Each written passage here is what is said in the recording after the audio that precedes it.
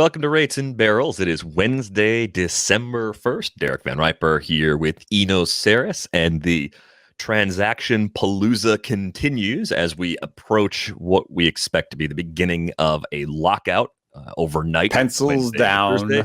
Pencils down. There are no time. There's no time for physicals now. So maybe Wednesday midday, Wednesday afternoon, as we record this, maybe the moves are pretty much done for a little while. A lock. It takes at least 24 hours to get someone in through a physical. So yeah, but since we last spoke, a lot has happened, including a story from Bradford William Davis. Well, yeah, plenty of physicals have happened, but Bradford William Davis had a story about highly variable baseballs in play throughout the 2021 season. We're going to save that for Friday, along with all the CBA-related stuff, because we have the triumphant return of one Britt Giroli to the show that day. And there's plenty of non-transactional stuff to get to, so we're going to kind of put that over on the Friday rundown and kind of pick up where we left off on Monday, because I think within, I don't know, an hour or two of us recording the Monday episode. You got Robbie Ray right. I got Robbie Ray right. I got that. The timing of when that episode came out and when that news broke, hopefully to anybody who's ever thought about how long it takes to just edit a podcast, they would know that I couldn't have possibly cheated. Why would I do that? It's a dumb thing to cheat about or lie about. Anyway, Robbie Ray became a Mariner. Corey Seager went to Texas. And I think we were split on this. I think I looked at Corey Seager and the idea of them getting another infielder after getting Marcus Semien, another middle infielder, and I thought, oh, that seems weird. And you said, no, this is real. They're in pursuit. It happened. Corey Seager joins the party in Texas. It's 10 years. It's $325 million. And I got to say, regardless of snap reactions to the deal and whether or not in year 9 and 10, Corey Seager is still the kind of player that you want to be giving $30+ million to. I love when teams who haven't been spending start spending again. I like when teams are trying to get actively better. And when you take Seager and Semien alone and just add them to a Rangers roster that was pretty flat and pretty boring for most of the 2021 season, you could be adding as many as 15 WAR probably. If you think about high end outcomes for both of those players, you're probably bumping at least 10 WAR from the two players combined. And they're probably not done, right? They made the John Gray move. They have other players they're going to bring in. Maybe Kyle Seager ends up joining his brother in Texas too, because there are plenty of spots up for grabs. But I was surprised by some of the reaction I saw about Seager in particular, where there was this implication that he's not going to age well. And I just wondered, where does that come from? Because he doesn't strike out a lot. He draws walks. He does plenty of damage when he makes contact. And he's not going to be a shortstop for the life of the deal, I don't think, because he's pretty big for a shortstop anyway. But if you're looking at hitter profiles, other than a major hip injury, which he's a few years removed from now, what are the long-term concerns with Seager that would make someone think that he's not going to age well? I suppose it is that injury history. For me, the things I look at for long-term aging are, strikeout rate, reach rate in particular. It's one of the reasons I didn't like the Javier Báez deal. And by all accounts, Seager may not have Vottoian discipline, but he doesn't. It's not a problem there, and he has a really good hit tool to add to that. So I think it would just be the injuries, and I don't know. I think that sometimes the 2020 messes us up a little bit. 95 games last year, 134 in 2019, 52 out of 60 in 2020. It's not like Iron Man, No, but he's projected for 136 games and still manages to get 5 wins out of that. So the one thing I did notice, though, when I aged the deal and just did a sort of rough and dirty aging curve, which kind of take a half win off every year, they were paying for about, using the steamer projection there for 5 wins, they were paying about $11 million per win over the life of the deal. And then everyone was clowning on the Semien deal, and they paid, according to projections at least, they're paying $7 million per win on the Semien deal. So I don't know, like the Semien deal actually seems like a little bit better. Yeah, he's older, but there's your Iron Man. I wonder if there's some. I think with Isaiah Kiner-Falefa and Josh Young, the idea is probably this is kind of reading the tea leaves, a little bit of sourcing. I think Young might start the season as the third baseman. Kiner-Falefa is now your utility guy, and that's a really, I think, the best way to use Kiner-Falefa, whose offense is not really great, but his defense is really good at shortstop. Now it doesn't matter as much that Corey Seager might miss some games. You've got a really competent backup in Kiner-Falefa. And now you tell me Young, Seager, Semien, Lowe, and I think Lowe has another level to him. That's pretty exciting. Yeah, that's a good core.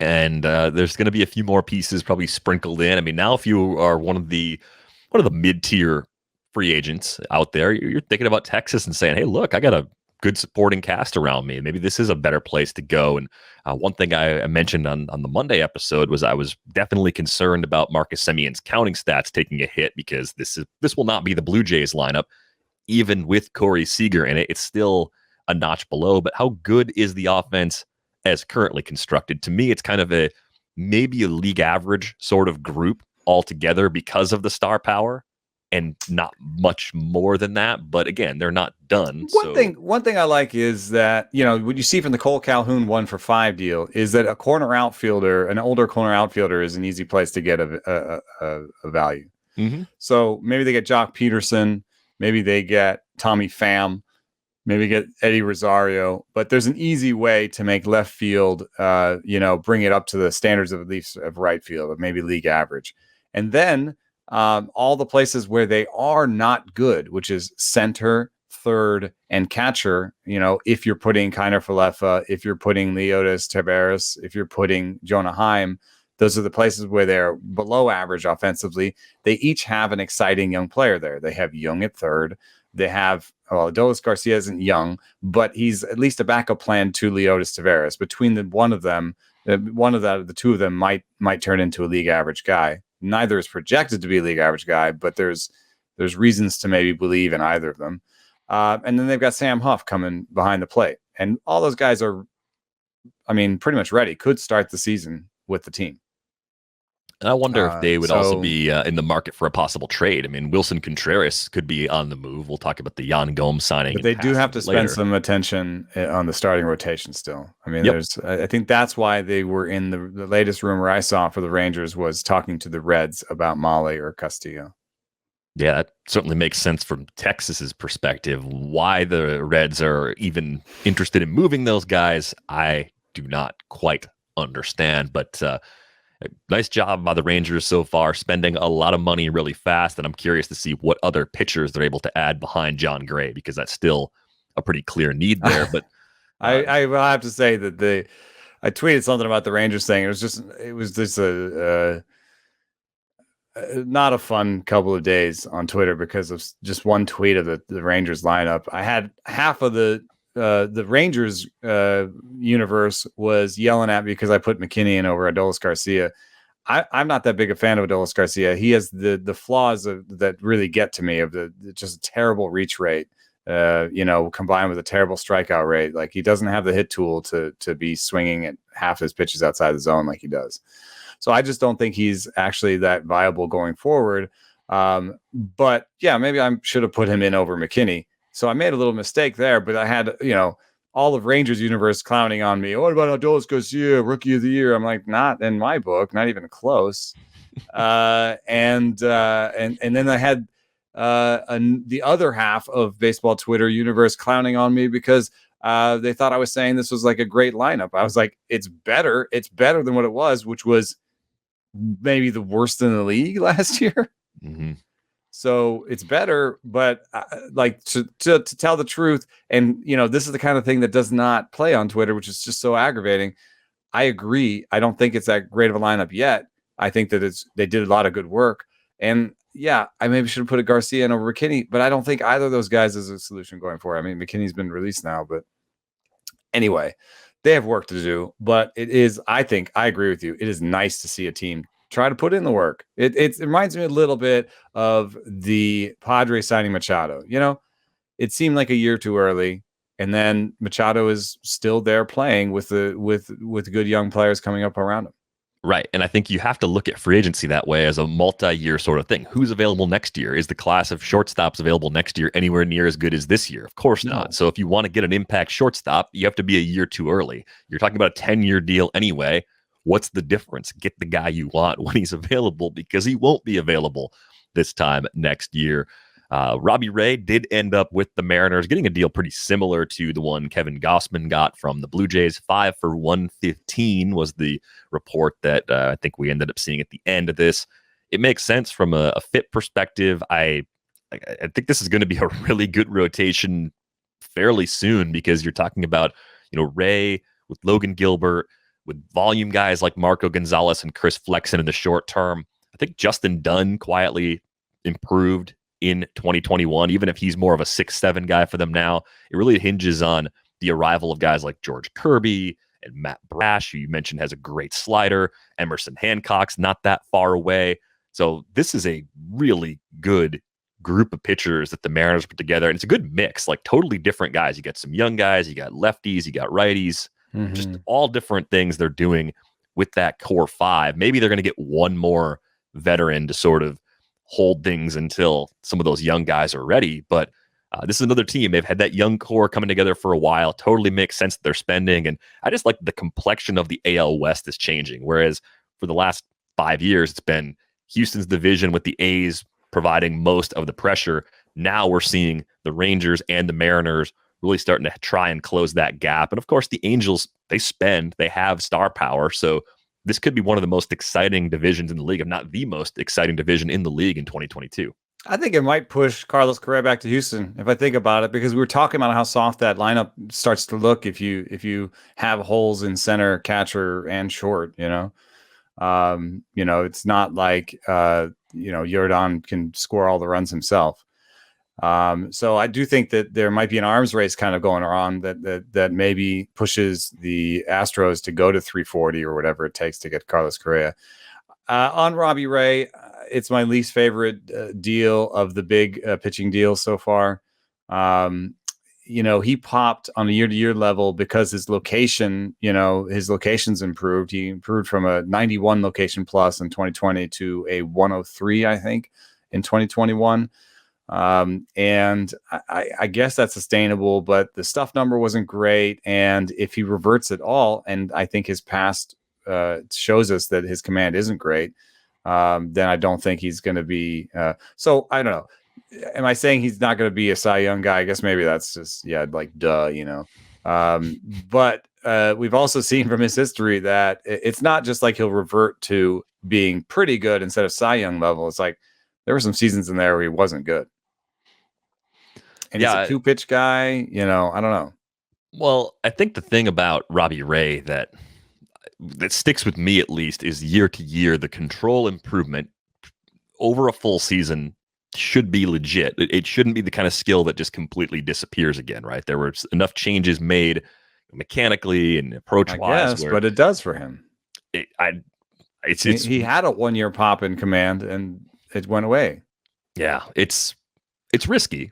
I mean, it's definitely a risky deal, but I do like it in terms of fit, because the problem I had with Gonzalez and Flexen is they're both low K rate starters, right? You can have maybe 2 of those guys, but you need guys that can miss bats. It's true. Gilbert's going to miss bats. Ray is going to miss bats, even if the walk rate keeps back up. Robbie Ray always. I think Gausman would have been a better fit for the Mariners, honestly. Just because, and maybe this is a preference here for having a breaking ball guy versus a changeup guy, and maybe that's legitimate, especially if splitters. I'm hearing Nick Pollock in my ear right now from Pitcher's List. He's not the biggest fan of splitters, specifically because they are hard to command. They're hard to harness, and so maybe that's where the decision making came in. But Gausman has a high strikeout rate. Has a longer demonstrated, strikeout rate and walk rate success, has had problems with homers, but the AL West is a good place to mitigate homer problems. So I think that might have been a better fit in my eyes, but kudos to both of them. Interesting to me that they got the same deal. Interesting to me that Gossman, like the Jays had Ray on the 1-year deal and then went out and signed Gossman first before Ray signed with someone. So it's the same deal. Clearly the way they view pitching, unless Ray didn't want to go back to Toronto. I'll have to say my stuff and location numbers are vastly superior for Gossman. Like they're not even in the same stratosphere as Ray. So if they're looking at numbers like that, then it might explain the idea. Yeah. So now the question is, what does Marcus Stroman get? Well, probably 5 and probably something in this 105, 115. Yeah. I mean, he might get angry if it's not $1 over. But to be fair, the reason why these guys got the big deals is partially because of the strikeout rates, and he just doesn't have that. But as I detailed in my piece, like there are still reasons to believe in Stroman. The wider arsenal, the ground ball rate, the health, those all point actually to Stroman over the other two. Yeah. So those were the two huge signings that happened after we stopped recording on Monday. And if you weren't following Twitter, or if you weren't looking at like RotoWire or RotoWorld, like a news aggregator, just to see everything that was happening, or trade rumors, whatever you like to use to gather your news, there's a good chance that you missed Marcell Ozuna. The league retroactively gave him a 20-game suspension. So the time he was gone last year, he was on paid administrative leave. Time served. It's done. Counted as time served. I think that would effectively mean that he's paying back 20-game suspension worth of salary, right? Because that's not paid leave. So it's going to be a big amount. Right. It's one of these stories that these domestic violence stories are always complicated because of incomplete information. But we've seen the league, even in the absence of charges being filed, and even in the absence of a conviction, being willing to suspend players for these incidents. Now, 20 games, I mean, we were looking back at other suspensions under this policy. Julio Urias got 20 games back in 2019 for a domestic violence incident, right? Like, so we've seen 20 games before. We get a lot of 15 and 20 gamers. Roberto Ozuna back in 2018 got 75 games, which we've seen longer ones like that. Yeah, that's one of the longest ones. Odubel Herrera got 85 games back in July of 2019. So like, just looking at it compared to other domestic violence incidents that have taken place since this policy went into effect, it's at the shorter end of the range of games suspended. So, and that got a lot of people angry, and I can understand that because the initial details that which we all remember so well were salacious, terrible sounding, talk of strangulation, of him hitting his wife with his cast, and just awful stuff. And then it turned out that the cops were lying about a lot of it, and the stuff got dropped. And so now we're left being like, well, what was the truth in this case? And so then you kind of say, okay, well, baseball has investigated, this stuff pretty intensely in the past. And in this case, maybe we can assume maybe it's the same. They've looked into it as hard as they can. And in the past, they've levied long suspensions, even when there were no charges filed. But I don't want to appeal to authority and just say, okay, well, baseball said it was 20, so it was 20, so maybe it's not that big a deal. But I also have no power of my own to, to know more than these investigators. Like, you think I'm going to get more if I call his agent? Do you think I'm going to get more if I call Marcell Ozuna or and in this case, I think I wouldn't even get more if I call the victim, because that's who, the team is trying to talk to. So, did he get 20 because the victim decided not to talk? And in the other cases, the victim did talk? Or did he get 20 because this wasn't that big of a deal, but there is a history of domestic violence between these two? It's so complicated. I grew up seeing this sort of stuff in Jamaica. I saw it up close. I saw domestic violence up close, like in what I would call my family in Jamaica. And it was awful. And I would never want to support it. And then I put this up against the fact that I just don't know the details. I don't know what happened. And I also put it up against the fact that I believe in redemption, and that, once people, do, go through these programs and gets punished, that hopefully they've learned some sort of a lesson and they can grow from it. But I don't want to support this. I you know what I mean? Like, this is why people don't talk about it, because I think that, you can get, like, anyone who's listening, you can rightfully be mad at me for any one of the things I just said. And I understand. I'm just trying to lay out what I'm trying to figure out morally in my head every time I encounter something like this. And I don't have an easy answer for anybody. I don't know what to do. Yeah, we get questions. Honestly, just don't know what to do in these cases. We get questions from time to time that are even just broader about, what do you guys think about supporting a team that enables a player to keep playing after signs Odubel when he comes back? Yeah, like the Phillies kept Odubel Herrera and ended up playing him a lot in 2021, right? It didn't look like he was going to make the roster back in spring training. We had a question come in like, what do you guys think about this? Should we not support this team? I've had people ask from a fantasy perspective, like, do you roster these guys? How do you handle them? Well, we all get to choose individually, like how we build a team or how we spend our money or who we support or how we do these things. I don't have a clear answer because of how complicated some of these issues can be.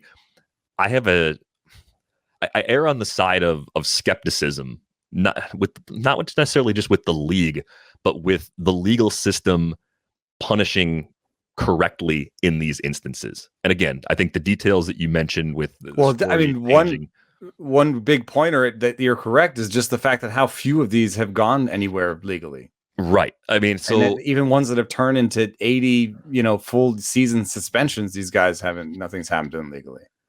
Right. So I don't want to use anything related to how the legal system handles these cases as some sort of definitive judgment for how to proceed or because then there's nobody beating anybody.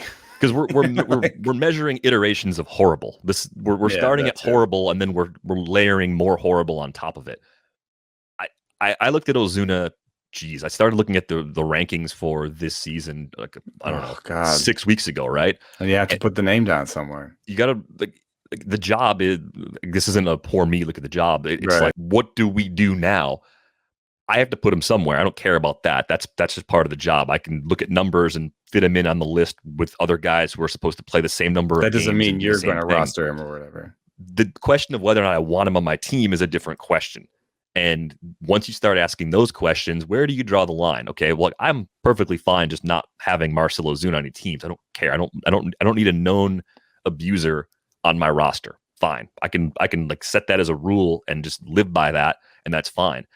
I don't expect that everybody else who plays the game is going to abide by that. That's my own personal ethical code and my own personal way of going about it. But you will find if you have a mentality like that, you have to draw a line somewhere. And it's not as easy as you'd like it to be. Like, I think there's a part of me, at least, and part of a lot of people, it's like, fire him into the sun, make him go away forever. Well, that'd be great. That'd be a convenient way of not having to talk about it, talk about the issue, talk about the player. Unfortunately, that's not an option. This is reality. He's going to play. He's going to play a lot. He's going to hit home runs, and someone in your league is going to want him on your team. And maybe that person's you. And I'm not here to pass judgment on people that say, you know what, he served a suspension. Hopefully he's better, and we're moving on. If that's how you want to approach it, that's how you should approach it. But it's just one of those things where what we do know, the little bit that we do know, is bad enough. And this was the case with like Jose Reyes a few years ago too. I'm comfortable just saying I'm out. Like, I don't need to deal with this. I'm not. He also made it easier on us because he was the terrible player and wasn't at that point. Sure, like that complicates things too. And again, like I know this is trivial in the grand scheme of things, but it's a question we get. It's a problem we all have to look at in some regard. And I don't think that throwing your hands up and saying we don't know anything, so therefore I don't care, I don't think that's awesome. Because there are times when we know a lot. And so are you just going to say, okay, I only care in the times that we know a lot? Right. So I don't know. I thought it was, but there's such a slippery slope too. Cause the thing that nobody talks about in baseball and maybe in society is larger. It's like, there's, between you and your wife or just in general, you may have a moral code about cheating. And then there's what happens out there. And if it is against your moral code, if cheating is against your moral code, I have some bad news about baseball players. Right. And I don't think that's any way comparing. It's not domestic violence and. But it is cheating, it's that like it is that part of that process now that like if you do open it up and say like I'm going to think about the morals of these players and think about if they line up with mine, then it just feels even more impossible when you're like, wow, I don't want to support these people either, these types of people or these types of, it's like, I don't know, man. It's tough. I am generally trying not to have Ozuna on, but at the same time, in my value sheet in this Ottoneu league that I'm in, I'm doing an Ottoneu mock draft, and in my value sheet it said $16, and in the auction room he was at $6, and I was like, God dang it! Like at least I can't let the person who's gonna say I don't care about this get him for super cheap. So I price enforced a little bit, and then when it got up to 10, I was like, "Whew, I'm out." Thank God. Yeah. Well, the downside on that one is if you're just doing that just to say, "Hey, look, I just want to do right by the rest of the league and push the stat generator." I'm playing devil's advocate. Right. I'm going to push this stat generator to $15 and then back out because that's what my sheet says. Braves outfielder. Suddenly, like you have that player. Now I'm doing some weird moral gymnastics, man. I know. I'm throwing this out there so that people know that like I'm not trying to look down my nose at anybody. I'm a flawed person, and I don't think that was the right move. I didn't feel good about it, but I also was like, I don't want the guy who decided he doesn't care to just get Marcell Ozuna for $3. And I guess I'm more just in the boat of saying, I don't care. I don't care if someone gets them for $1 in my league. I don't care. They did that. They did that. They can enjoy a possible $15 profit. Good for you. Like I'll just go get someone else. Like it's fine. Like does there a sunset on it where like, because this is what we were talking about with like Odubel's, served his time and came back. Like I do think that people forget. I don't think that people remember as well that the Aroldis Chapman situation. I mean, it didn't turn out to be like 81 games or whatever, but like there is that on him, and there was no change in his auction value from season to season. No, and he's been on. I mean, like again, acknowledging he's been on teams that I've had. Like, and I think if you co-manage a team with someone, that can also add a layer of complexity. Oh my God. I've had teams that I've solo managed where Chapman's been on my team in the past, and again, we're working with the information that's reported, which is not even complete information, and trying to decide, okay, this crossed the line, this didn't, and retroactively, I'm looking at the Chapman situation. If you start to get on the road of here's what was reported, what else happened, my brain goes to the more bad stuff happened that we don't know about. That's where I start to go. And if I take the very like this is what I know and I base it on that, then I kind of like round the other way. And I don't like that. I don't like, I want to give people the benefit of the doubt, generally speaking, but I don't want to give people who are abusers the benefit of the doubt, which is again, this is all probably a little circular and weird, but I don't think it was an accident that this news was slipped in on a Monday when transactions were just going off. Because everybody the equivalent of a Friday news dump, but they couldn't do it on a Friday. This Friday because nothing else is going to be happening in baseball on Friday. No, and of course there's one more huge suspension they have to address at some point in that's going to come down this month too. So, which I wonder actually if the lockout. I think that they won't be able to resolve that. They have to wait until the lockout's over to handle further suspensions. Yeah, because the idea is that teams can't talk to players. And I think that goes all the way to like baseball's administration won't talk to players because they are en masse not employed anymore. Well, because there is no agreement between the labor and the owners. And like, I think baseball's front office really represents the owners, right? Like that's what we say about Manfred and stuff. Right. Well, it makes sense based on that logic. I don't think we've had a situation like this with this policy before where a suspension would be hanging in the balance the way it is with, of course, Trevor Bauer. It's going to be so awful too, because he's going to fight it like nobody's fought in the past. Yeah, it's not going to be a fun. And it's not going to start. It's not going to start resolving itself. I think I don't know this, for sure, but I think it won't start resolving itself until they have a CBA in place again, which could be a while. But we'll something to look forward to when they get back together again. yeah, something to look forward to. Exactly. Moving on to some more moves, though, there were some trades. Jacob Stallings went to the Marlins, which I think is more of a two-catcher situation. Going to play a lot, handles the pitching staff really well, won a Gold Glove. Good things all happening there. I think the return is a little more interesting just because Stallings was going to play a lot in Pittsburgh, and he's going to play a lot with the Marlins. Zach Thompson was sent back to the Pirates as part of that return. And Thompson's one of those guys where the results were good. The underlying numbers raise some questions. So I'm just curious what you see in Thompson and if you like this move for the Pirates, who quickly added Roberto Perez as a replacement for Stallings. And now they have their veteran bridge to Henry Davis. So I think like catching wise, like they're kind of the same, but now they get a controllable pitcher that, could chew up a lot of innings and maybe be an above average starter for them. Yeah, I mean, Thompson, 94 stuff, 99, 100 command. It's interesting because I think the corresponding move was releasing Cool, who has 103 stuff and 91 command. So I don't know if they're like making more of a bet on command here in this situation. Either way, the pitching plus the overall number is better for Thompson than Cool.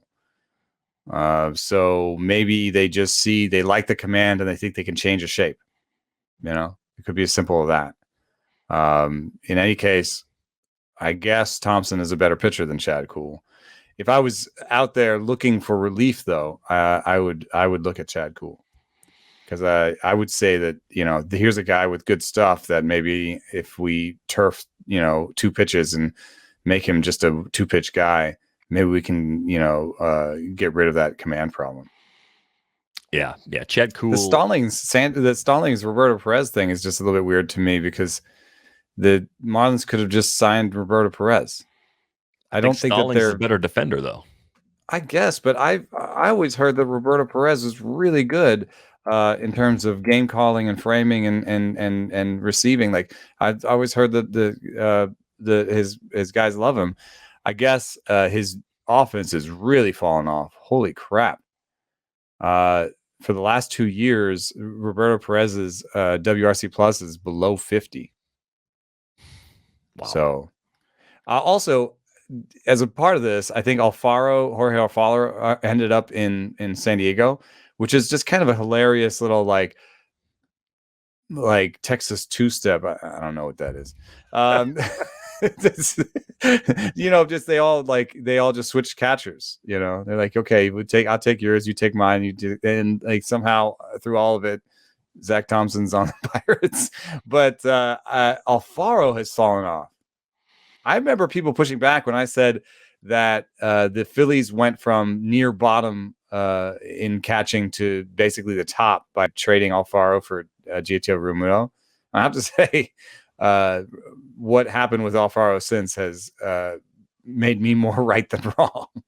I don't know. I hadn't checked in with him a while because he's not my type of player. I mean, big strikeouts, but the power disappeared. I don't understand what's going on with Alfaro. Well, if you looked at him as a pure backup option instead of as a starter, right? Good defense, big arm. Has some pop, can run into some homers, steals a few bases too. He's got still has a near 10% barrel rate for his career and had a 116 max EV last year. It's just can't make contact and doesn't take a walk. There are plenty of less interesting backup catchers in the league than Jorge Alfaro. So if that's how they see him and Austin Nola is the primary guy, and it's maybe like 60-40 favoring Nola or even a little more favoring Nola. Well, I think there's some there's also the point that maybe Alfaro could be a starting level catcher if Nola's injury doesn't progress. Yeah, so you got a little more depth there, whereas like Victor Caratini ends up being the Yu Darvish catcher. I think the surprising thing for me, though, is don't they want to play Luis Campusano? I just wonder if maybe they have a trade in the works where he ends up going somewhere else. I mean, the main problem in San Diego remains Eric Hosmer. Yeah. It is amazing when you think, oh, years from now, $20 million a year won't be that big a deal. Then you look at the current Padres and you're like, oh man, it is all like, if they had that $20 million right now, they could get a lot better. They're getting zero from Eric Hosmer, and they're spending, let's see what it is, 21 million on him this year. The luxury tax estimate for them right now is 202 million on roster resource, and the luxury tax was like 205 or 210 last year. So they have no money. And so I find that kind of interesting that maybe Alfaro, Caratini, Nola, Campusano, like maybe there's a trade happening there. And the trade would have to be for a reliever. That was maybe a starter. A good bullpen though last year. They didn't lose a ton from that group. Except the closer. One more reliever would be nice for them. It could be for a frontline reliever, maybe with the A's, although they have Sean Murphy, but who's looking for catching and has pitching? Well, the Brewers. Says the guy wearing the Brewers hat. But they added Severino to the Narvaez duo, though. So like they have made trades with each other now. Yeah, they have made trades with each other. But see, the Cubs are also selling Wilson Contreras, and they just signed Yan Gomes to guaranteed money, $13 million over 2 years. So the trade watch is pretty high over there, and that means that if you're selling Luis Campusano, somebody can say, "Well, I can take Wilson Contreras." So now you're saying, okay, which rebuilding squad has some pitching and would take a catcher? And I don't think there is a team like that. Yeah, I'm looking at some of the catchers that are available. The Jays actually have young catching available because Alejandro Kirk and Gabriel Moreno plus Danny Jansen, there's not enough playing time there for all those guys. So one of their catchers can be on the move. One of the Mets want a catcher? They'd want like Nola. They wouldn't want Campusano. They just spent money on McCann, but they could go younger and work in somebody else. I mean, there's a few teams that could use one. Guardians. Guardians are Austin Hedges and Sandy Leone right now. And they've made a deal. They got Bo Naylor coming up soon. So they got a young catcher already. It's kind of strange. Like teams are a little more set at catcher than you'd expect. I mean, Houston probably also because the bar is so low. Right. But I mean, I guess you could say there's lots of teams that could use an offensive catcher. Martin Maldonado is more of a backup that plays like a starter. And we were talking about how Houston was having had too many empty holes. Maybe they'd want an actual offensive guy there. I would say that they'd probably go for Wilson Contreras over Campusano or Nola. Yep. So you could go there. You could look at the Angels as a team that would trade for a catcher. I said in the last episode, I like Max Stassi. Yeah. A lot of injuries there, so you could add a catcher there. Mariners, if you're not in on Cal Raleigh, but I do know the pitchers love throwing to him. So Cardinals, how did the Cardinals feel long term after Yachty? Do you want to get Yachty's replacement and have him work with Yachty there, or do you think you're just wasting? But that's they seem to be building for now. Like to trade an arm that could help them this year for a catcher that could help them next year. Yeah, that doesn't really work it'd have to be probably a 3-team trade to get them involved. This is a long way of saying it's just kind of weird. I don't know. I don't like if we every once in a while have that like fixing the Padres. I don't know how to fix the Padres. I will point out that if you look at team WAR totals, in terms of the depth chart at Fangraphs, the Padres have the third best WAR totals in baseball. Nope, that's not right anymore. After some moves, the Padres are now 1, 2, 3, 4, 5, 6th, but still stops top 6 in the league. Right there between the Astros and Blue Jays. I don't know. It seems like an okay place to be. Yeah, we got really far into the weeds on catchers. So we could talk about the other guy that signed a $100+ million deal. Oh, no, wait, no. No, let's talk about Jorge Alfaro some more. Let's talk about No, another guy this with one, bad plate discipline. this But is my least favorite deal so far. I mean, so that's the thing too. So you mentioned like Robbie Ray, like 5 for 115. You're not wild about it. Javier Báez, 6 for 140. The Tigers have spent in the past. They've held off for a few years because they've been rebuilding. Like the Rangers, nice to see them spending again. Not every deal can work out long term. And again, we want to see players get paid. That's awesome. That's great.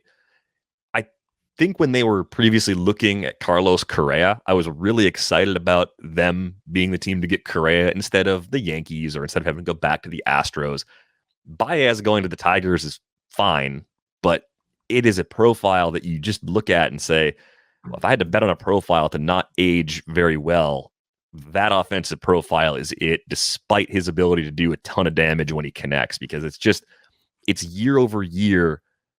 We're talking about almost 200 games going back to the shortened season where he's got a K rate over 30%. I think he's kind of crossed over to this range where I don't think that's necessarily coming back down, right? When he was sitting in the 2018 season, Javier Báez had a 25.9% K rate. If he lives there, that works.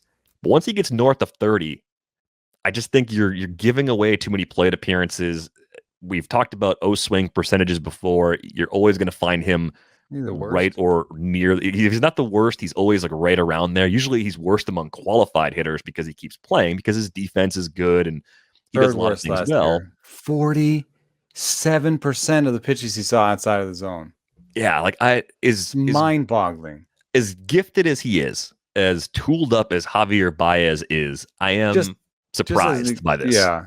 And just as an example, like, I talk about Votto a lot. Votto is like at 18%. That describes the gap. The biggest gap in baseball is like Votto to Báez, basically. I just try to do the math real quick using Steamer projections, and it looks like they paid $21 million per projected win. I just don't understand why. Why would you do that? I think the only thing that I could say is, like, I went on Michelle Beadle's show, and she was like, well, aren't the guys in the room, like, can't they see these things? Like, what are they saying in Detroit that makes them think that they should sign this? And I was like, well, okay, so that I guess you would say Steamer's defensive value is wrong, right? Sure. And it says Steamer says he's going to be slightly above average. Maybe you say he's the best shortstop in baseball. Maybe you say outs above average has it wrong, because outs above average has him, 82nd in baseball overall, and behind Marwin Gonzalez as a shortstop, behind Eric Gonzalez, behind Ha-Seong Kim. Maybe say all those were wrong. We have him as the best shortstop in baseball. He's projected as an offensive as a hitter to be below average next year. And he's been below average in basically half of the seasons he's played. So, and offensive projections are better than defensive projections, or, our offensive projections are decent, really good. That's like the best thing we can do in baseball right now is project a hitter. So I don't get it. I don't get it. I thought he would really fall and end up getting like a 3 and 45 or something. That somebody would jump because they're like, oh, well, for the next 3 years, he'll be all right. At 6 and 140 boggles my mind. Right. If you said pick the deal that you think could be Hosmerian a few years in, even though they're very different players, yeah, this is it. Because like you, I would have thought 3 for 60, all right, 20 million a year for 3 years for short term. That's fine. Like you don't get screwed. Yeah. At least you have a defensive shortstop for a while. And they've got so few long-term financial commitments right now that it may not matter. It really might not. Like it could all end up being fine. It's funny. There's an opt-out after 2023. you're almost like happy as a Tiger fan if he plays so well that he opts out after 2023 because you crushed it for 2 years. You got elite Baez for 2 years where the K rate did come back down, the defense was really good, and your team was probably a lot better than expected. Sooner than I think expected. I would still be happy if those things happen and he opted out and he went somewhere else, because just that reach rate, that type of offensive profile is the worst when it comes to aging. Even with those flaws, look at what he's done in the last 3 full seasons. We throw out the 2020 season a lot of times because it's just garbage, but a 116 WRC plus in 2021 for Baez, a 112 back in 2019, and a 131. That was a career best in that amazing 2018 season. Like, you must, on some level, think he can get back close to 2018 if you give him a contract like this, which I'm kind of excited to learn someday. He's only done that once in his year. Like, I think I would be very surprised if he got to like a 110 WRC plus next year, and did even a 2019. I mean, he's done it each of the last 2 full seasons, though, so I don't think it'd be that surprising.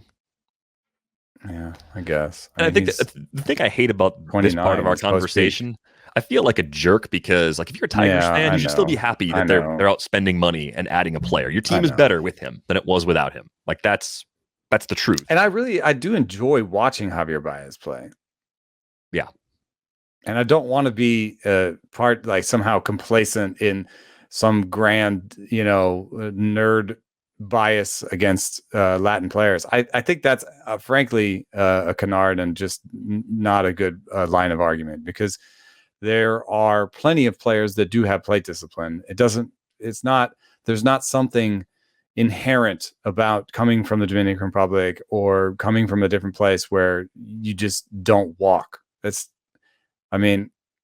No, that's an absurd trope that it's just to go away. It's a problematic thing if you think about it that way, I think. In terms of stolen bases, if you can do them at a high success rate, people will still let you do them. I don't know. I don't think that the nerds are at fault here for, whatever. Yandy Diaz is, a great player. It's just, and his best thing that he does is not reach at anything. It's almost irrelevant, but it's something you have to point out. Like, there's just these players that are, I wouldn't bet on Javier Báez's profile as much as I enjoy watching him play.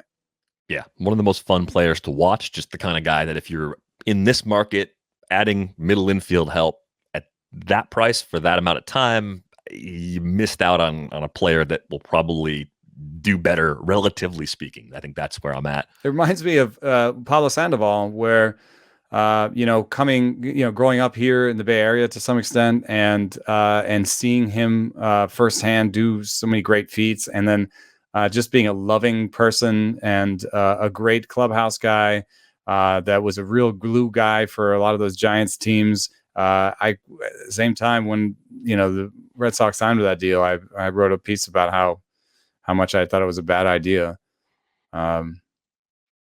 Just have to give your analysis, I think. Yeah, sometimes it's how it goes. A few more moves to get to. Larry Garcia re-up with the White Sox. A 3-year deal. I didn't see money on that. He's a play everywhere sort of guy. $16 million. 16 mil? Yeah. Nice. Good for him. I don't think, it's not going to hamstring them. And I think in some ways he's like Chris Taylorian. Yeah, less power, but yeah. Yeah. You need guys like this. They think he's better, better than maybe even his WAR suggested he is, because he can play everywhere and brings up the floor at a lot of different positions. So, yep. So I think that's a smooth move for them to bring him back. Joey Wendell, also a trade by the Marlins. They acquired him from the Rays. Very similar idea. I'm surprised that Birdie couldn't do this for them. Yeah, but Birdie, I said this at the time.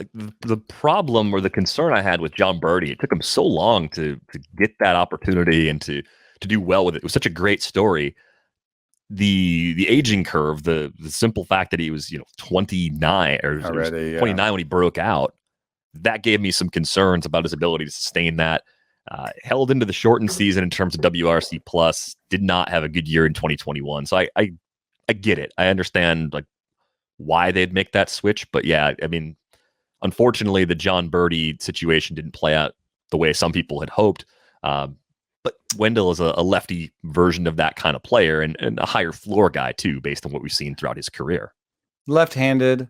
I think that helps him. He has platoon advantage more often. He's above average in most facets of the game. I remember when he got traded to Oakland, I said to Billy Beane, like, most people think this guy doesn't have a carrying tool. He doesn't have a thing that he does that well, and Beane said he's average or above average in most facets of the game. That's why we like him.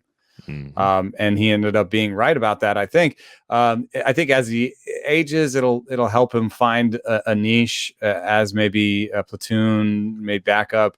I see a potential natural platoon. If Brian Anderson is bad next year, then Joey Wendell will get the bigger side of the platoon at third base, and Brian Anderson will be a platoon partner. If Brian Anderson is good next year and Joey Wendell is also good, I could see Brian Anderson going back to the outfield and Jesus Sanchez and Brian De La Cruz basically taking center and fourth outfield between them. And if Joey Wendell is bad, then he's just a backup at third and second.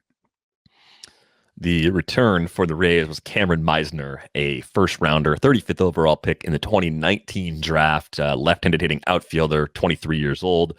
Struck out 27.4% of the time in a brief taste of Double-A. Spent most of 2021 at High A. Was above average in terms of WRC+. Has power, has speed, draws walks. Needs to cut down on the swing and miss as he advances to be an impact player. But looked pretty good in the AFL. And then has had a very high success rate on his steals, and he's like 6'4", 220 or something. So he's a physical specimen that could break out. Key here, of course, the Rays among years the of teams control. Years of control, no arbitration money, 40-man roster crunch too. Also playing into this, Taylor Walls probably plays a bit more because Wendell's gone, so that's good news for him. He can be a guy that plays all over for them. Plays a legitimately good defensive shortstop, but they have that Wander Franco guy there. So yeah, I think that Walls has a higher ceiling than Wendell. Yeah, because he's a switch hitter. He has the ability to tap into that power, and he has patience. What's interesting about it is, as a switch hitter with more upside, I find it fascinating to try and prognosticate where he's going to go, because you could just slide him in as a platoon partner, but as a switch hitter, he becomes the left-hander at third and the right-hander at second, and then all of a sudden he's basically got a full-time gig, right? Or like 85% of one or 90% of one. Pretty close. Brandon Lau, like, you kind of don't want to play him against lefties, and Yandy Diaz has been a lefty, kind of sliding towards lefty only. So there is an opportunity there. The only obstacle I see is, other than like continued moves and signings, is Vidal Brujan. Now, if they bring in Vidal Brujan to be second base center, depending on how much they want to play him at second, then that makes Walls more of a platoon guy at third. Still big side of platoon maybe, and still a switch hitter. So I think Walls is kind of a fascinating dollar play in leagues next year, at least as the roster stands now. Yeah, good glue guy, and one that has, I think, a little bit more categorical juice than a lot of the other similar players. More than Wendell, more than Larry Garcia, even, who we just talked about, more than Pinder. David Fletcher when he's not getting everyday volume, right? I mean, I think that's the sort of thing that makes Walls pop just a little bit. And all of this for the Marlins, by the way. Take a full-time job too. I wouldn't necessarily. I mean, Wendell has an outside chance of taking a full-time job, but I don't see it right now that I wouldn't say he's definitely going into that. No, I think they see him as someone that plays multiple spots, like 4 days a week. Mm-hmm. I think he's in about 4 days a week. But I think in all this, Lewis Brinson DFA'd by the Marlins, by the way. Maybe a fresh start somewhere else, new hitting coaches gets him back on track, but he's had a few fresh starts though. Yeah. What's this? This next one would be his fourth organization. Yep, that'll be his fourth. But someone will take a chance. I mean, why not? Clint Frazier added to the Cubs as well. I mentioned Yan Gomes earlier on that 2-year deal. Yeah, Lewis Brinson of the Cubs. Come on, Brinson and Frazier out there. I like See what Frazier. you get. It worked with Wisdom and who? Their first baseman, Schwindel. Frank Schwindel, yeah. Clint Frazier, I mean, I saw this comp go up on Twitter. He could be this year's Jock Peterson for them, even if he's not playing for the Cubs after the trade deadline. He's playing for someone as a contender's like fourth outfielder type. That would make sense. Yeah, there's some swing and miss, but he draws a ton of walks, double-digit barrel rates in 3 consecutive seasons. Who's this? Brinson? Clint Frazier. Oh yeah, Frazier. I'm in on Frazier, man. I thought that was a great deal. I think it's weird that Avi Garcia is like a 4-year, $50+ million player, and Clint Frazier is available on the scrap heap. That is a great comp too, because Raisel Garcia had trouble getting his footing early in his career, right? A lot of injuries for him too. And Raisel Garcia has decent reach rates and is an amazing athlete. And Clint Frazier is similar in that regard. And then Raisel Garcia is terrible at roots and makes the least of his defensive abilities. And Frazier's the same way. And I guess for the Yankees, they were just like, well, we just can't have another terrible defender because right now we have Stanton, we have Judge. Judge is a pretty good defender, but like we have people we need to play at DH, and we don't want to have a young guy that is struggling in New York and also can't play defense. Yeah. He's a great fit for a team light on big league talent in the corners because they can afford to run him out there every day. Maybe this could end up being the 2022 version of the Hunter Renfroe edition by the Red Sox. I think there's another similar player, but I think Frazier is a really fun pickup in drafts. Yeah, just plenty of playing time, easy power, probably good counting stats with the runs and RBIs to support it. Yeah, there's obvious batting average downside. Who cares if he hits 230 or 240? Where you're drafting him, better in OBP leagues. What you're getting from him overall, definitely good enough at the price. Cesar Hernandez ends up with the Nationals. I mean, still more of a mono league sort of player. I think the speed's tapered off. He's not. He hit a bunch of barrels last year. He became kind of more of a power hitter. Yeah, he's not the same OBP machine that he was a few years ago, though, either. So yeah, it kind of feels like this might be one of his last opportunities as a regular. Yeah, I thought it might have been a better fit to go to the Blue Jays on a basically a cheap option for what they're going to do, which makes me think maybe the Blue Jays will go get Chris Bryant, because if you actually look through free agent infielders that are left, it's Chris Bryant. And I'm saying non-shortstop because yes, there's Story. So I guess they could be in on Story. I doubt, Correa's not going to come over as their third baseman unless they give him $350 million, which I don't think they're going to do that. So I guess outside shot of Story on a cheaper deal, maybe Bryant, or maybe they're done and it's Espinal and Biggio. Yeah, Biggio could end up playing a lot more than expected. I mean, this is one of the fun things about drafting this early. If you think they get shut out on the other options, if they don't make a trade, then he'd probably be the guy most likely to fill the bulk of that playing time, even though they'll mix and match and do some different things. They're going to add someone to that depth chart. They have to add someone because Espinal is kind of a defensive guy. You can't have holes at second and third. They'll add one. If they only add one, that could still be good for Biggio. If they add two, then he's more of their utility guy. Yeah. I think Biggio will play. I think, no matter what, because I think they're only going to add one. But let me give you, there was some Freddie Freeman rumors, which, it would make that offense pretty awesome. But it would also put Vlad back at third. Mm-hmm. And Biggio's not a good defender. So you would have, and Springer is getting older in center. So like your only really good defender would be Bo. I don't see that. I don't see happening. The Freeman Dodgers. I guess Rizzo. We have to include Rizzo. We have to include Rizzo to the Blue Jays. If Freeman to the Blue Jays is a possibility. But other than that, average, close to average at all. Donovan Solano, Josh Harrison. Kyle Seager. That's the cheap option that's left. Trade. The answer is a trade, I think, because again, the catching depth they have, that catching depth could get them an infielder. Yeah, it could be. One other position player. I think that Kyle Seager would actually be a fun little thing.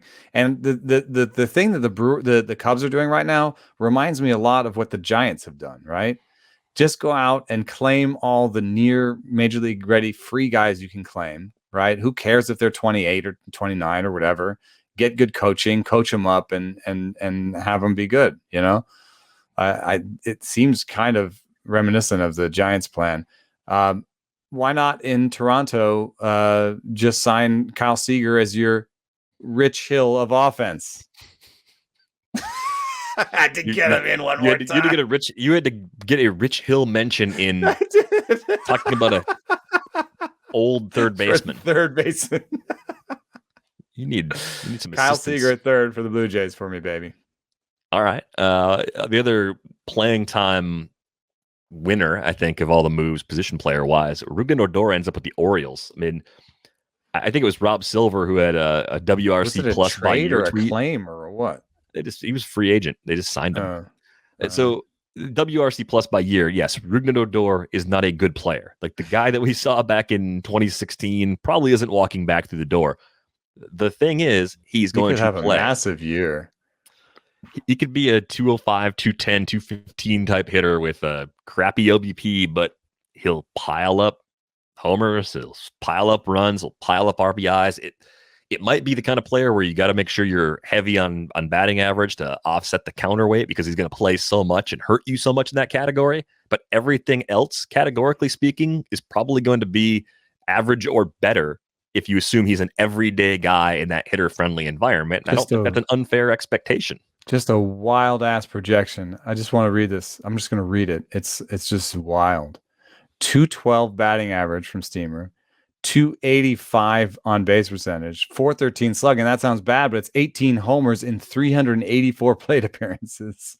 So if he does get to 600, then you could be talking about 30 homers and a 215 average. It's draft and hold season, and guys that will play as much as he's going to play are definitely draftable. So for monoleague purposes, for draft and holds, I think this is actually one of the few places he could have gone. Entertainment purposes. Yeah, I mean, maybe he'll punch someone again.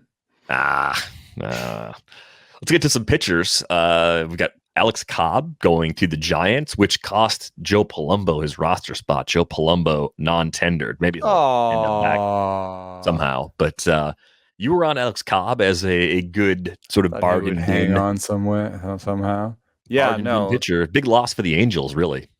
So I guess Sammy Long and Tyler Beatty, if they don't sign another one of those guys is going to actually pitch a fair amount in the big leagues next year.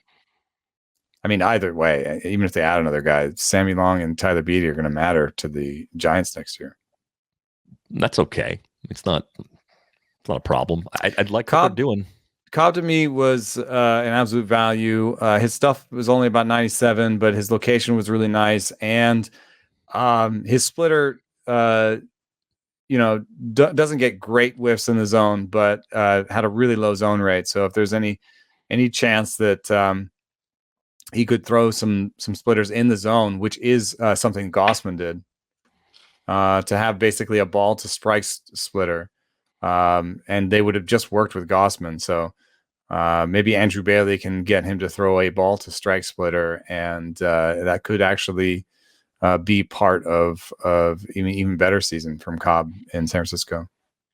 Yeah, I mean, we're assuming universal DH at this point, so you still have that, but a more pitcher-friendly environment, I think, is a nice little win for Cobb. A really nice curve and splitter combo. Once he got the splitter back after his injury, he was really good. I mean, the sinker isn't great, but he has 3 pitches that he can move in and out.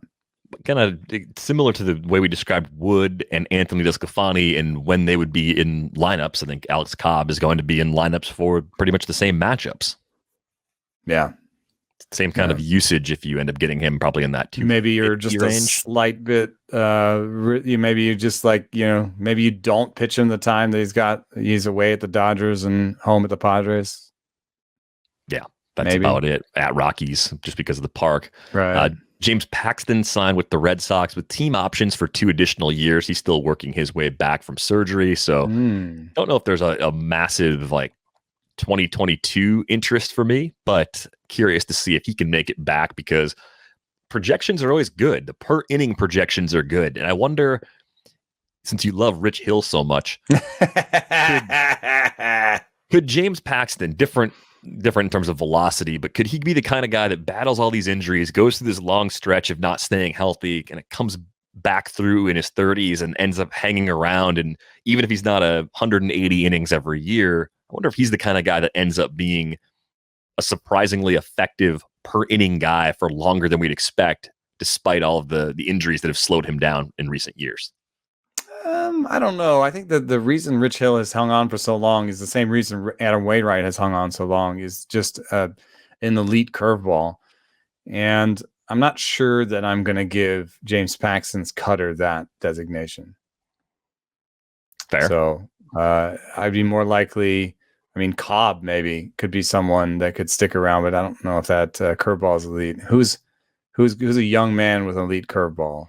Urias might be heading that direction. Yeah. I'm just going to go to, let's see here, pitch info, pitch values, curveballs, best curveballs in game as a proxy real quick. Charlie Morton. Yeah, Charlie Morton is doing that right now. Burns. Yeah, I guess it could be Burns. Nola. I mean, he's already elite though. Maybe Nola hangs on for a long time. Well, that's some of these guys are. I expect Already elite good. guys to age gracefully. I just think Paxton. For Rich Hill, he disappeared for a few years. He wasn't pitching anywhere. Right? His road back was a long road back. I mean, Paxton's already 33, and it's been 2 years now where he's made a total of 6 starts because of injury. I mean, I hope he makes it back because there's plenty of Ks. It's a solid walk rate. Home runs are a bit of an issue for him, but there's still quite a bit there to be excited about. So it could be one of those guys that it's a minor move right now, but we look at it a year from now and say, hey, look, this was actually a pretty smart move by the Red Sox, getting some high quality innings before other teams were willing to jump in with James Paxton. Yeah, I do wonder when he's going to come back. I mean, he missed almost all of last year. He pitched 1 inning, so theoretically he could be back in May or June.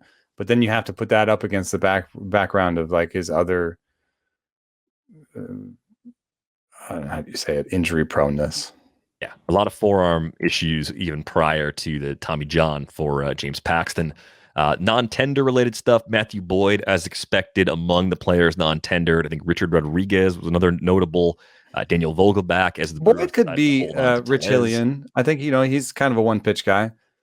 Yeah. I think the breaking ball is pretty good and the fastball is pretty bad. And, probably more of a 2023 guy, though, just coming off the injury. So not necessarily a guy I'm all that excited about in the immediate future either. Mm-hmm. But I think the bigger news, aside from the non-tender stuff, which was, whatever, it's fine. Raisel Iglesias goes back to the Halos, which they needed to make a move. They needed bullpen help. They stay with a guy they're familiar with. It is a 4-year deal. I know talking to Keith Law on the Athletic Baseball Show, he's not a 4-year guy for relievers, and most people aren't. I don't think most people go, yes, I want to sign a reliever for 4 years. Iglesias, though, has aged very well, and he had him and Loop had the best. The Loop was number 1 and Iglesias number 2, best stuff plus among free agent relievers. So they went and got the 2 best guys. He's going to be 32 in January, so this covers him through his age 35 season. I think the thing about Iglesias that makes him a little more interesting for me is he's a 3-pitch closer. Yes. And I think that will give him a chance to actually age a lot better than not going fastball slider guys. Yeah, there's a lot of evidence. Starting pitchers don't lose strikeout rate as fast as they lose velocity. Relievers usually lose strikeout rate as fast as they lose velocity because they're usually 2-pitch guys. And so once you start losing some fastball, you lose it. But if you have more of a starting pitcher arsenal, I think you can age better. So absolutely, you can mix it up, and it makes it harder to just sit fastball on him.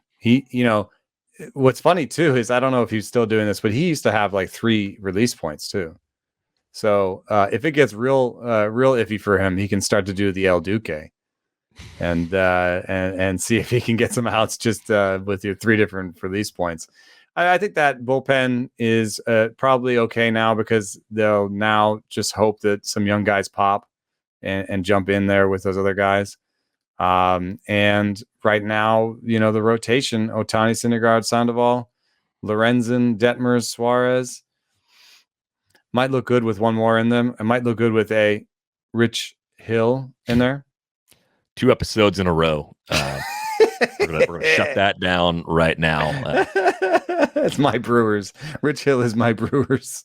They still needed him in middle infielder. Holy cow. Among the many places where I still think Trevor Story would be a great fit, Andres Munoz, who I think people maybe forgot about a little bit. He was part of that big trade that the Mariners and Padres made. The Austin Nola, like, geez, who else was in that? Luis Torrens was in it. Ty France was in it. A bunch of players were in that deal.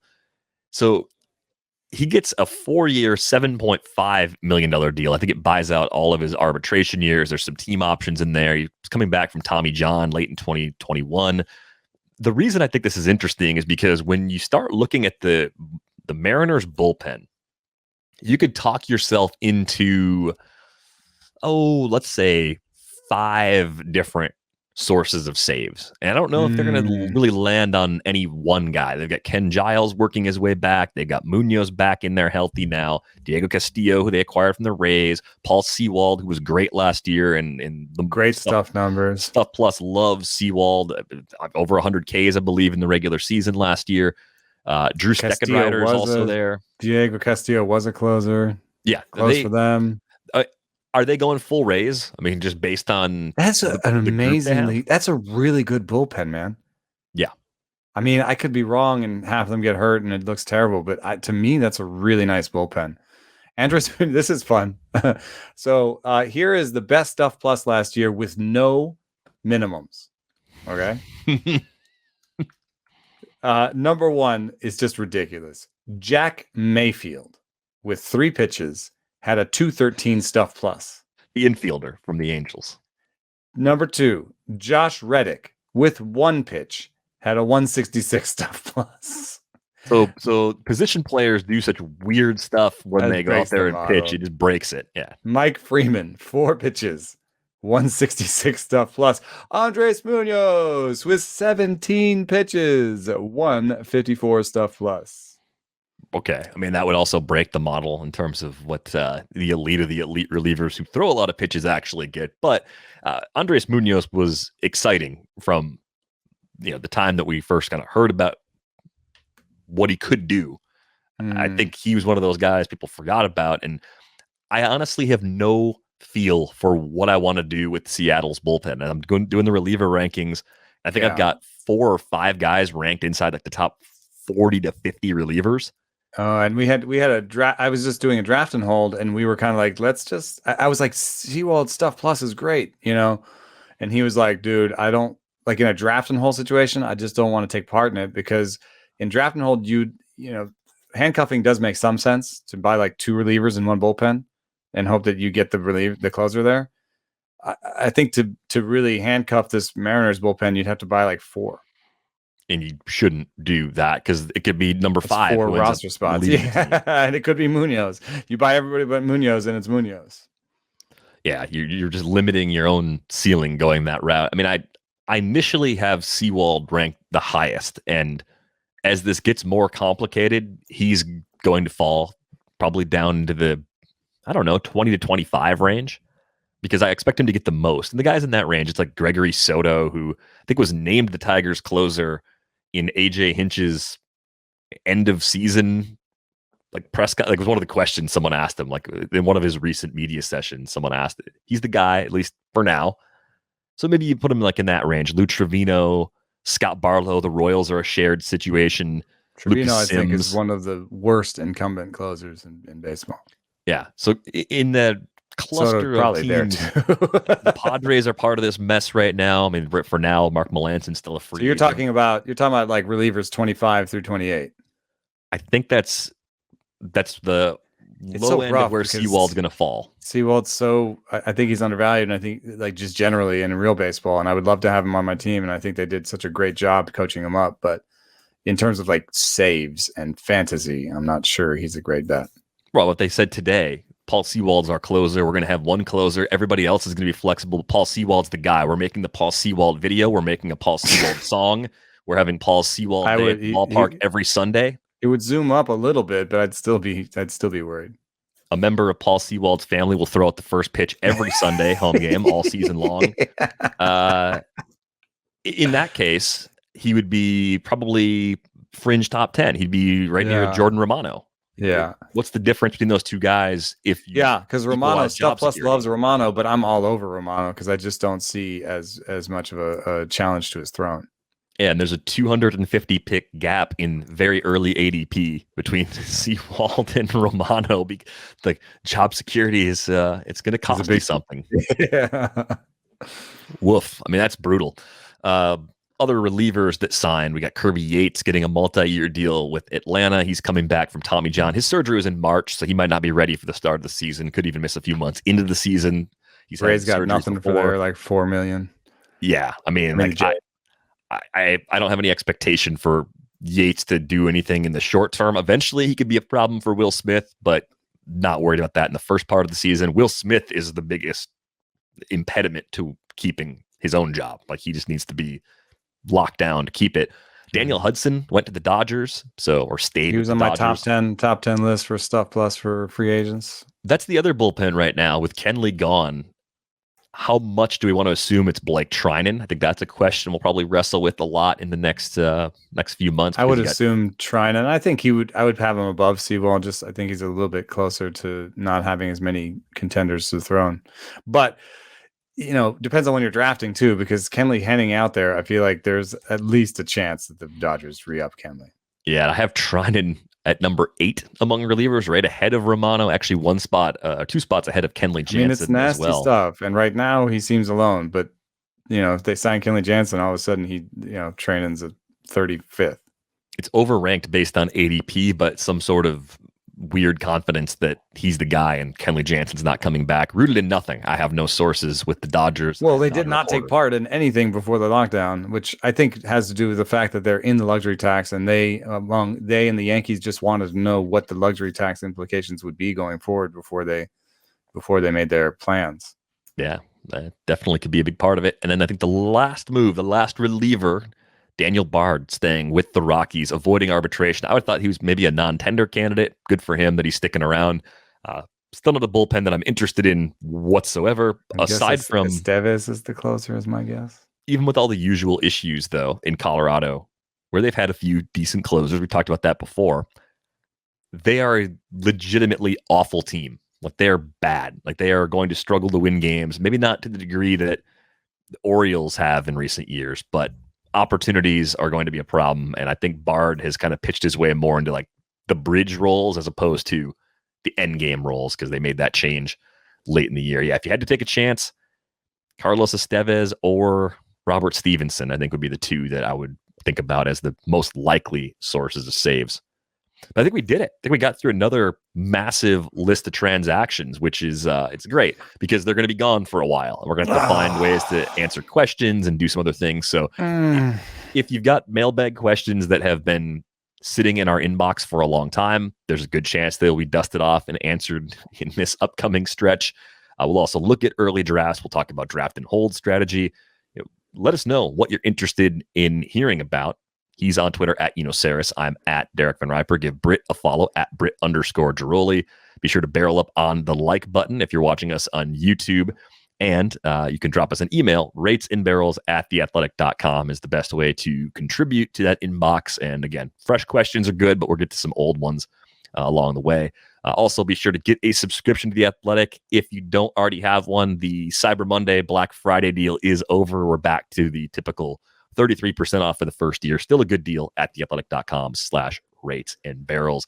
That is going to do it for this episode of Rates and Barrels. We are back with you on Friday. Thanks for listening.